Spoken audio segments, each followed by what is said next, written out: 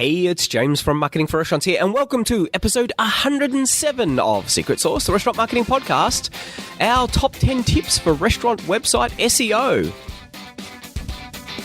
Some restaurants are quiet, lose money, and the owner works 70 hours a week.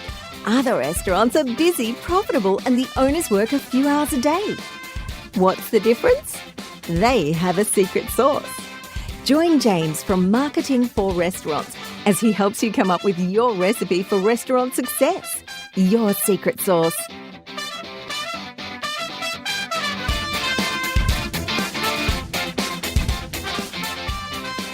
Hello everyone, welcome back. I was originally planning on doing this in one episode, but I have spoken incredibly verbosely. Hopefully I've been bringing a lot of value to everyone as we've discussed the kind of things that you need to be thinking about when you're trying to put your restaurant website together. I know that it is fundamentally important just how much traffic and, more importantly, how many customers are finding restaurants through their website. It is the pivotal point. We think it's the central point of all of your online marketing, and in fact, all of your marketing in general. It's the central point that people are driven to time and time and time again, whether it's by search, whether it's by social media, whether it's by pamphlet drops, whether it's by walking by a restaurant. A lot of people go to a lot of restaurant websites, and you need to be thinking about how it is that you're going to try and maximize the number of people who are seeing it so that you can get the best ROI for the website that you've got. So last week we covered off on platform. I think you should be using WordPress, and I think you should be using the Yoast plugin. We talked a bit about that. From my point of view, I have seen people with beautiful Wix websites that often don't get much traffic. There's a lot of websites out there that don't get a lot of traffic. If it's a Wix website, it's much more likely to get below average traffic, which means that, and these are the customers, they're not the customers who are looking for your website. They're the customers who are looking for a solution. So they're the ones who are going to your competitors.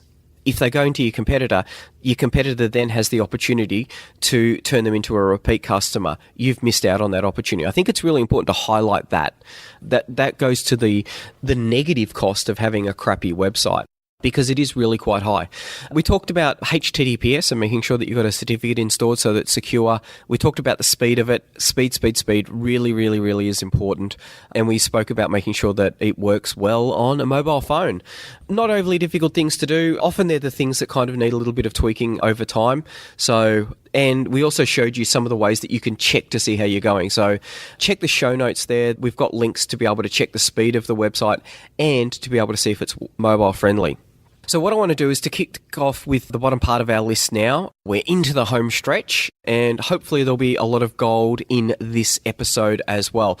So the first thing that you want to be thinking about is your domain name. This is, Google's always trying to think, what is it that this website's about? And your domain name, that is a significant source of authority in regard to what your business is about. If you have baseballcaps.com, then your business is probably about baseball caps. If you create a word for the name of your restaurant that's a completely made up word, then you're going to be able to get the domain name for it. But how many people are going to be searching for it? So remember when we talked about, only people with problems use Google. So people are going to be looking for, say, a restaurant in a suburb name. That's why if you had Indian restaurant suburb name, that's a really good domain name, because people are going to be looking for it and Google knows that you're in that suburb. Now, if you're a chain, obviously that doesn't work well. The first restaurant website that we ever built was called Melbourne's Best Burgers, and it was to test some technology about it. And so this was a restaurant that never opened. It never existed in any way, shape or form apart from a website, which we'd done some really poor SEO on. In fact, we'd done no SEO because it was actually a technology demonstrator and test bed for our online booking system and our online ordering system. So there were no links to it. There was nothing around SEO at all. But it had the domain, Melbourne's Best Burgers. We knew that we had a problem when one day we got a phone call and someone said, I'd like to place an order for burgers. And I said, I'm sorry, it's not a real restaurant. She goes, you're kidding me. I just took orders from 20 people. I felt really bad. The only thing that website had going for it was the domain name. So have a think about that. It really is a really powerful way of getting further up those search rankings. So the domain name, that's at the head of your entire website. The next thing down from that is the page name. So each page in your website should have a title on that page. And this is one of those things that we always think is really interesting. You'll look at a page that not a lot of thought's gone into it, and it'll have the title. And the easy way to find the title of the page is to mouse over the top of the tab in the browser, and that will tell you what the title of that page is. So I'm looking at there's a hotel that's talking to us at the moment about how we could help them find more customers and turn them into repeat customers. Having a look at their website, and their domain is www.nameofthehotel and then hotel.com.au. So they're in Australia. Now, when I look at the page title, it's got the name of the hotel. So that's it. That's the only title that's there. We know that it's a hotel because that word is in the domain. We know which hotel it is because that's in the domain as well. They've got the domain and the page title on the homepage being exactly the same. So you have got a free kick from Google to tell us a little bit more about this business, tell us a little bit more about what kind of traffic you want us to refer to you, and they've gone, nah, we're just going to run with the domain name. No thought, no effort has gone into that. And so that's probably a generic one which has been put in by whatever system it is that they've used to build their website. And that often occurs when there is no actual thought that goes into the page title. So it'll be automatically generated from the domain. And that's one of the mistakes that you can have when you're looking at the page title. Some people will have page titles that are way too long or too short. You want to be thinking about what it is that's in there. Now, the reason for this is that page title is actually what Google shows when it does a search result. If it's going to refer people to your page, not to the website, but it's always referring people to a page, it's going to show you the title of that page. And so Google's looking at a couple of things in their algorithm. And I don't think we've discussed this before. So it thinks that you've got an answer to the problem that the person has. And so it might be, we're looking for an awesome Indian restaurant in a certain suburb. So we do a Google search. We're looking for Indian restaurants in London. Should be lots of them there. That page title is going to come up in the search results. And if I show this page to people, are they going to click through? Are they going to click through? And so that page title, what can you be doing on that page title to try and make people click through? London's Most Exquisite Indian Experience by Michelin-starred chef, whatever his name is, using bespoke ingredients from India.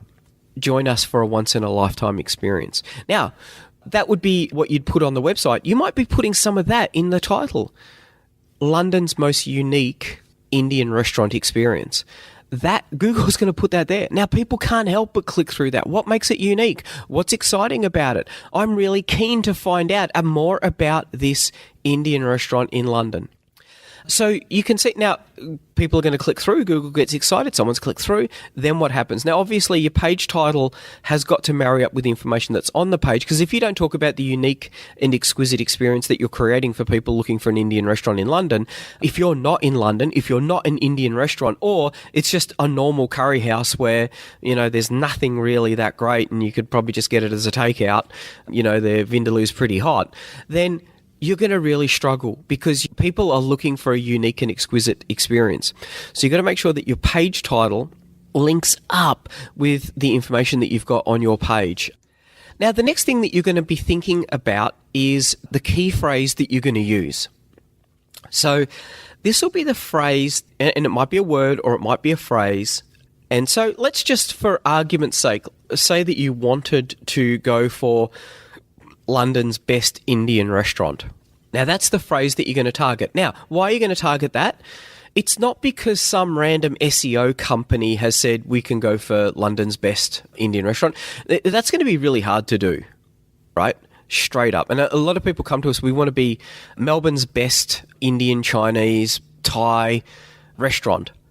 Okay, that's fantastic. I'm really glad that you're undertaking that massive job for yourself. And they say, well, no, that's your job to get us number one. It's like, no. I'm not going to make you Melbourne's best Chinese restaurant. Melbourne's best Chinese restaurant is voted by the people of Melbourne in the Chinese restaurants that they go to. So you're going to have to provide an absolutely amazing kitchen, cooking up truly unique Chinese food. We're then going to have to tell a story around that. You're going to have an immaculate front of house experience, probably by everyone who's Chinese. There's a lot of things that go into it. Where there comes into argy-bargy is when you're in the top 5. It gets very, very subjective then. Is it Melbourne's best cheap eat Chinese? Is it the best fine dining Chinese? Is it the best dim sum? Is it the best Sichuan? So we can now start to argue. But if you're going to be aiming for best, you've got to be pretty damn good. London's best Indian restaurant. I would probably put that in the page title. It's a little bit cheesy to have that as the domain name. I don't think that works too well. Some people try it. And as I said, it worked for us with Melbourne's Best Burgers. But of course, I had a website for a business that didn't exist. So I didn't require a big ROI on that. It was a tech demonstrator. But probably not your domain, definitely in the page title, because this is the main thing that you're going to go on. Your whole business and marketing plans are predicated on being one of the best Indian restaurants in London. So you're going to have that on the page, in the page title, and it's going to be the keyword that you go after. So the keyword is, Google then looks at the page and goes, well, so what's this about? Well, the page title says that, this is London's best Indian restaurant. And so, okay, well, is it really?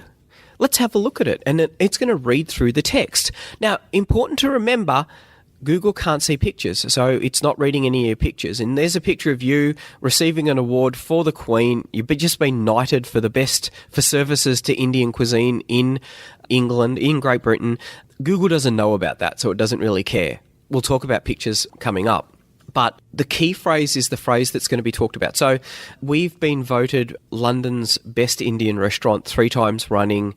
Our customers routinely rate us as the best Indian restaurant. You want that phrase in there a few times, and Google's going to see that and go, you know what? These guys are probably talking about London's best Indian restaurant.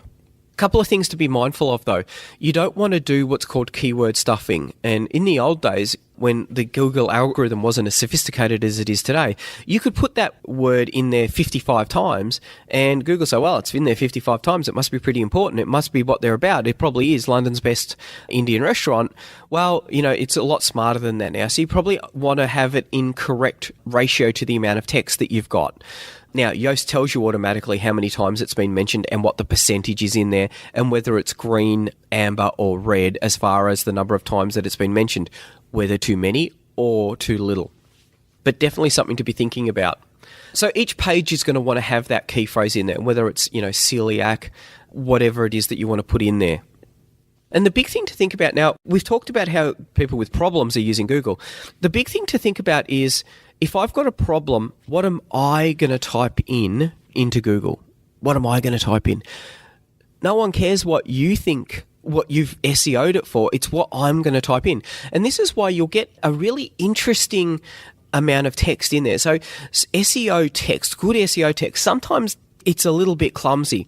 So if we take the gluten-free, there's a restaurant that wants to be London's best gluten-free restaurant. So that's great. The problem is, though, that am I looking for a gluten-free restaurant? Am I looking for a celiac restaurant?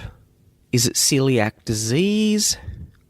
So a best practice gluten-free page would also cover celiac disease. And so the text is, we've been offering a gluten-free offering to our customers for 15 years because my wife has celiac disease, and I've seen the disappointment on her face when she's gone to restaurants and hasn't been able to order from the menu the dishes that she wanted. That's why we have a very strict approach to providing an entirely gluten-free menu. Here is the gluten-free area of our kitchen that we use to prepare our gluten-free dishes, which means that anyone with celiac disease can rest assured that they're going to get a great celiac-friendly menu that's been prepared in an appropriate manner.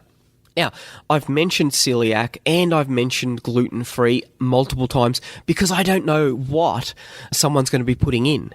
And you'll see that across various pages, you'll get people using different search terms to find them. And that's one of the things that you need to be thinking about. You've got to be putting it in the terms that your customers are going to be using. And when it gets multi-language, that makes it even more interesting, something to think about there. Next thing to think about is your meta description. So this is a description about what the page is. And Google shows this in the search results sometimes. Sometimes it'll generate it automatically from the content of the first paragraph. But it's a good way of enticing people to click through by giving them a really short and punchy description of what the page and what it is it's going to find. A description of your business, a description of why you're different to your competitors, those sort of things. Now, sometimes Google will use it, sometimes it won't. Depends on whether the search term that you've got in there or the key phrase that you've got that has been searched for, whether that's in it as well. It's something to think about, and it's one of those things where it's a little bit of an art. Not every page needs a meta description, but a lot of the time you will need one, particularly on your homepage. If you've got products as well, they'll need a meta description. And you can do things like meta images as well. That can be really powerful, increasing your search results. There's a whole heap of meta tags that you need to be thinking about as well. And I'm not going to get into the weeds about this because, you know what? Everyone just lets the platform do it. And this is why using Yoast with WordPress is so important. I never worry about this stuff because Yoast will tell me where I need to put some information in. One thing that you do need to be thinking about, though, that's really important is the schema.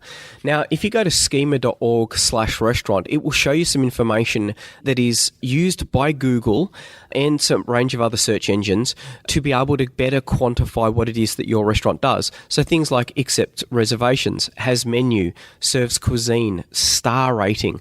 Now, these are things that when a search engine is crawling your website, it'll be able to say, right, these people accept reservations. And it can then point them to where those reservations can be made. Now, this is really important because this will actually publish on the Google Knowledge pane on the right-hand side of the search results. So getting that schema is really important. And it's really important if you're using something like OpenTable, and you've got OpenTable and you've got your own booking engine as well so that you can cut down on costs. OpenTable will try and have that schema actually point to their booking engine so that people in Google will just click on that and go to OpenTable. You can actually do some messing around with it, so it'll actually go to your own booking engine. And this means that you're going to be cutting your costs on taking bookings because realistically, the booking site isn't doing any work for that. It's an interesting little trick that you need to think about. Next one is images. What images have you got on your website? And we see this. This is a big mistake a lot of the time made with restaurant websites. There will be some absolutely gorgeous, there's the gallery page. Gallery page, fantastic. That really, it enables you to do one of the important things your website needs to be doing, which is, I think sales and marketing. So we're talking all marketing today. Your gallery is going to help sell it. We're going to see that beautiful meal and people are going to go, wow, that's what I want to eat. That's what I'm really hungry for. Let me make that booking now. Your website, the pictures on your website have just sold a customer. Now you got a new customer. Hopefully the food lives up to the picture and you're going to turn them into a repeat customer because of the amazing experience that they got. Right. Now, the amazing thing is that there'll be a gallery and there'll be 15 images and there'll be no description whatsoever. So what are those images of? Google's got no idea. No idea whatsoever. So you need to be saying, here is the owner winning this business award for the best Indian restaurant in London. Oh, because at that time, we were talking about being the best restaurant in London. Oh, and now there's a photo of it. So you got a photo of it. You got links to other websites, and that's one of the other things we'll talk about. But you've got an image here of you accepting it. Okay, so this probably is London's best Indian restaurant. So make sure that there is a descriptions, and there's a few things that you need to put in there. WordPress handles all of this automatically. When you upload an image, it'll ask for a description and a few other bits and pieces about it. What's the actual photo of? What is the title of it? What's the caption? All of those sort of things. Easy to do. Takes only 30 seconds to actually put that information in. Can make a big difference in the search results that you've got. Particularly, more and more people are actually doing image searches. So I'm looking for the best Indian restaurant. They might be looking to see, they may not be looking for the best Indian restaurant, they might be looking for the best Vindaloo. And if yours comes up, interesting. These guys reckon they've got the best Vindaloo. So think about that, the images that you've got in there. Next is the text. You've got to be making sure that you've got text in there. Now, the best practice is around 300 words of text. It's important to make sure that you've got that much text in there. Make sure that it's talking about, that it's relevant to what people will have gone to that page for, whether it's from an internal link or from an external search engine. Google has said this is a page about gluten-free food. Tell a convincing story about it. And this is, you want to integrate everything, make sure your images tie up with the gluten-free story. That makes that page a lot more credible. But you want to make sure that you've got good text in there. You want to make sure that your text reads well as well. And I know a lot of companies have used, it's been offshored, but there'll be text, or worse, copied from someone else. Don't use duplicate text. One of the things that Google's very good at doing is saying, well, hang on a sec, this is duplicated text. I've seen this blog article somewhere else. So this is actually less reputable because they've copied something from someone else. So I'm going to mark this website down because they're using duplicated text. But for a human reader, make sure that it reads well. I think that's important as well. No spelling mistakes, put together well from a grammar point of view as well.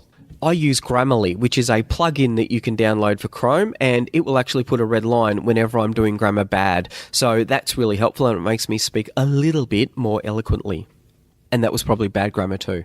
Now, the next one is links. There's a couple of things that you want to be thinking about. The links that you send out from your website. Now, you don't want to have too many of those, but if you've won an award, if you've participated in an event, having a link out can be useful because Google sees that you're actually a part of you're not a standalone little island in the interwebs, you're actually a part of it. So having a couple of outbound links is a good thing. Getting inbound links, that can be really important. So, whether it's your booking platform, they're not great to have, but can be useful. Suppliers, review websites, business directories, your local business groups.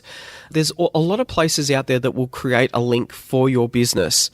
That can be really powerful because we find that most small businesses have very few incoming links. So if you can manage to get 10, then you're head and shoulders above everyone else. You're probably going to rank head and shoulders above everyone else. One link that's really important is your Google My Business account. Make sure that you own it. Make sure that you've got a link to your website. So a lot of the time, Google will have a little own this business next to a business that hasn't been claimed. You've got to get in there and claim it. Otherwise, someone else could claim it, or they could suggest a change to it in that your business closed. And we've seen that. We've had people come to us and say, we've really struggled over the last 6 months. What is it? And the first thing you go is, okay, so it says on Google that your business closed. Oh, well, no, we haven't. It's like, I'd be fixing that. And I feel great because in the first 20 seconds of the conversation, we've created an immense amount of value, but simply because this person hadn't gone and claimed their Google My Business account. Very important to do it. Google My Business is part of the Google infrastructure. So you've got to be making sure that you've got Google Analytics or some sort of analytics platform on it. It's also important to make sure that your search console is linked in there as well. When you've got all of those sort of things linked up, you can then get a really good impression of what Google is seeing on your website. And it will give you information about whether your robots.txt isn't searchable, or if it hasn't been uploaded, or if there are broken links. So the Search Console can be a really powerful tool as well. So you want to make sure that that is linked. Now, the other thing that you can get sort of links from, but is also a really powerful signal to Google, is your social media. A lot of people make the mistake of they'll put a post up on Facebook that goes absolutely crazy bananas. They may run an ad to it, so they're spending good money, and all it is a post. All it is getting engagement. There's no actual call to action with it. And so you don't want to be spending money on an ad for something that's got a really, really light call to action. I always like to have a link to the page in there because, some people might just go, yes, I'm going to go and grab that food. That looks amazing. But some people might want to find out more information. And then they've got to, well, where's the website? Blah, blah, blah, blah, blah. Don't forget they're doing this on a mobile. A little bit trickier when on mobile than it is from a desktop. If the link's there, it's nice and clean and you can say, wow, I got some traffic. Now, Google, don't forget, if it opens up in the Chrome browser, Google's going to say, someone just came from Facebook. This is probably a popular website. It's probably a trusted website. So have a think about that with your social media strategy and try and refer as much traffic back to your website, because the more traffic that you've got back, and I've seen this anecdotally, you run a big social media campaign and then all of a sudden the search results go up. And I think it's because Google's am I missing something about this? There seems to be a lot of people on this website. It seems to be really popular. Maybe I should be referring more traffic to it, and it'll refer a bit more traffic to it and see what sort of result it gets. Are people engaged with the content or are they bouncing back after 10 seconds? So if you've put all of the hard yards in of making sure that it's fast and mobile optimized, you can really reap some big rewards by throwing a little bit of social media traffic at it, or making sure that you've got a strong social media presence that is, make sure that you've got your Instagram link back to the page. And a little trick that I like to do on your Instagram account, have an Instagram specific landing page. It's hard to work out what traffic comes from Instagram, but if you've got like a mylittlerestaurant.com/Instagram, hey, Instagram followers, here's a special offer to all of our Instagram people. Hit us up in the restaurant and say that you found us on Instagram and enjoy this, that, or the other thing. Two things. One, you'll know how much traffic's actually coming from Instagram. And we've talked before about this being the big danger with Instagram, is that there's people who are crushing it on Instagram who are closing down their restaurant because they're not actually getting anywhere with it. It's hard to get people out of the Instagram ecosystem. The other thing is, when people know that there's a special offer, they're much more likely to come in and try that special offer. The good thing I like about it is that if it's a bad idea, if this campaign isn't going to work, it's not going to cost you anything because they've got to come in and redeem it. And if you get 1,000 people saying, hey, I saw this on Instagram, I'm here to get my free tea, latte, entree, main, dessert, whatever, then you're going to start knowing, oh, wow, Instagram campaign really works. Oh, we've talked a lot in this episode, and it's been super technical. I hope I haven't lost anyone. I know I'm going to have lost people. It is super technical. Now, I wanted to give a warts and all idea of what's required to do good SEO for a couple of reasons. One, if you're that, the developer who is now running a restaurant and you just wanted a heads up on what to do, this is the heads up on what to do. Cover off on these things and you'll have nailed it. If building websites is your hobby and you love doing it, then this will be the perfect guide to help you as well. There's lots of things in here. Install Yoast, get it on WordPress, and do all of these things. Pretty easy to do. You should be able to do it. It's going to take you time, but if you've got the time for your hobby, go nuts, knock yourself out. More importantly, though, if you're employing a marketing manager, tick off that they're doing these sort of things. If you just say to someone, so what's your approach to schema? And they go, huh? Then you got a problem. We've seen this, so what's happening with Google My Business because it's not actually updated? Yeah, we can do that. I mean, these are all pretty basic things. You can go into a lot more depth with this, but, I wanted to keep it pretty brief, and it's taken us 3 episodes to get to this point. So I think that's probably we've covered it in enough detail. But you should have a really good idea about the kind of things that you need to be doing. If you've looked at it and you're just thinking, my God, I've got payroll to meet, I've got suppliers on my back, I've got a chef who's just quit, and the front of house is a mess. I totally get that. Get someone in to help you with it. We're actually starting to do these. We're doing tune-ups now where we're not rebuilding websites. We're just going in and we're going through and ticking off on all of these sort of things. And it's amazing the results that you can get when you just apply these basic principles to it. So not expensive. Maybe reach out to us and have a chat. So hopefully you've now got enough information there to either do it yourself, to manage it, or you realize just what a big job it is with SEO. I personally think that marketing is one of those things that every business owner needs to have a good grip on. SEO is one of those things that you've got to have at least a passing understanding of, because you need it. And if you don't understand it, then you're going to get ripped off when you go out to purchase it. So hopefully we've covered off on those sort of things. If you need help, obviously reach out to us. We're happy to help, even if it's just a random question here or there. Hit me up on LinkedIn, James Ealing in LinkedIn, getting more and more followers. And, I post fairly regularly on things that I'm seeing within the industry, as well as and it's because I'm so time poor, I'm actually I'm blogging less now, which I know is really bad, but putting some of the stuff up on LinkedIn and getting some really good engagement. So people are reaching out with questions about their restaurants. More than happy to take those. Like and share us on Facebook as well. It's great to help get the word out. I'm particularly appreciative of it because of the fact that, we've done a lot around Frollo and Forbes. If you haven't looked at the restaurant customer loyalty graph, have a look at that. I think that is really cutting edge, and it really is helping restaurants to understand where they are as far as loyalty goes. I think it's a really cool tool. And moving customers to the right people can now visualize what it is, how they're doing as far as customer loyalty is, and they can start to really differentiate their customers, which I think is a super cool tool. Frollo and Forbes in the base package, completely free, is free. So helping us to get the word out enables us to reach more people with the small, like Forbes and Frollo don't get much of a marketing budget at all because they're free. But I'm passionate about helping people to be able to build profitable restaurants. And this is one of the things that you need to be able to do that. You can't be spending, I worked it out for a LinkedIn post that I did 20 minutes ago. There's 97,000 restaurants who are using Just Eat. And I divided that into their revenue, £8,000 a year is being taken out of every restaurant. And I think that is super unsustainable. Got to tell you, of those 97,000 restaurants, how many of them can really afford to be £8,000 less well off? Not too many. And it's up to everyone, I think, to make a sustainable restaurant industry, to be educating everyone about the kind of things that you need in it. The bigger the industry, the better it is, because it means that there's more workers in it, better employment, you've got a better voice. The place that some of these people, some of these companies want to take us to, not a great place for the industry, not a great place for the diners either. That's about it. You have an outstanding day, and hopefully it's a busy week. We'll hear from you soon. Bye.